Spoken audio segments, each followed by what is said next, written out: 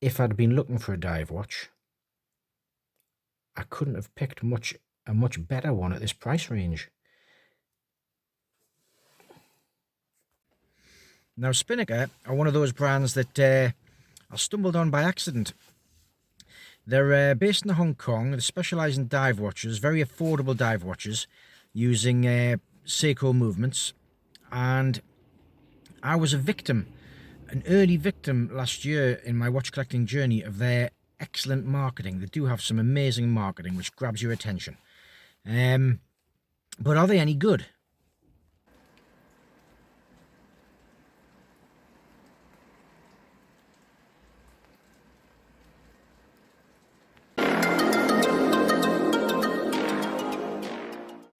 Hello, welcome to The Perfect Wrist. Thanks for coming back if you're a regular subscriber. Thanks for popping along if you're not. This channel is a little bit different to some other channels. I do a lot of watch reviews, but predominantly it's about my thoughts on watch collecting from a complete novice. It's an opportunity to share in my journey so that you can come along and maybe avoid some of the mistakes that I've made. There haven't been many, but there's been a few. And without having to actually buy the watches. I've done that. So I want to show you the sort of quality that you can get from Spinnaker, which was a micro brand. I don't believe it's a micro brand anymore.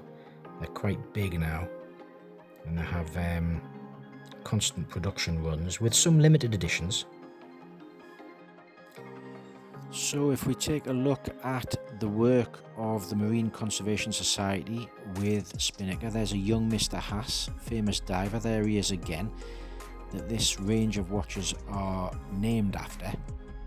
And Spinnaker are very much into the ocean, marine conservation. The name Spinnaker itself comes from a sailing item, I believe. And the Marine Conservation Society are British charity dedicated to saving the oceans, so that's great, isn't it?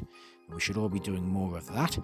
A percentage of sale proceeds goes towards the charity. You can see here on the Spinnaker site that most of the new Hass watches are actually sold out. The current limited edition, which is the replacement for last year's, is based on the Beluga. It's the Beluga edition, and the prices are higher than they were. They've gone up, I would say, 30-40%, and that could well be a sign of the times generally, with material costs and transport costs and this sort of thing.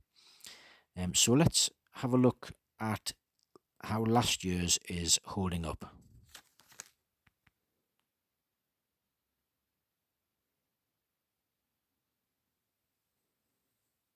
If you like this sort of thing, subscribe and like. It does give some encouragement. Now, Spinnaker do know how to make a dive watch. It is their speciality. And I want to show you just how much you get for a very reasonable budget with Spinnaker. We've got a 44mm case. It is thick. It's about 14.5mm thick. But we've got a signed crown, all brushed, really. The bracelet, the case, slight polishing, attention to detail on the chamfer there. The bracelet blends perfectly with the lugs. Now, you don't get that at this price bracket from an awful lot of other much bigger brands. H-link bracelet, solid rotating bezel with no backplay.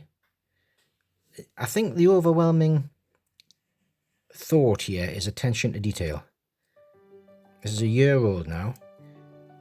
Sapphire crystal, very, very slightly domed with some distortion. Anti-reflective coating on there. The watch has excellent lume and keeps good time.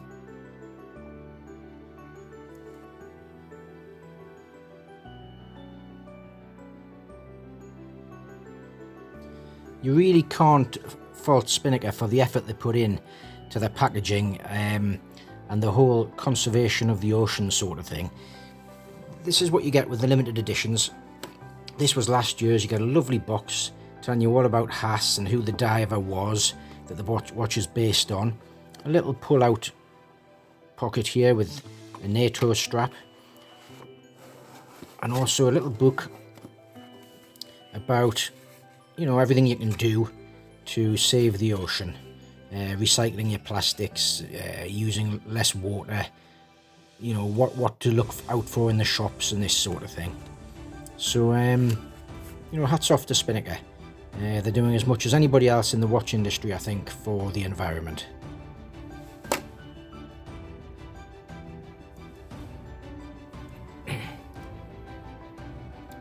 We've got a signed clasp, you know, and even, which you don't always get, a diver's extension. See that?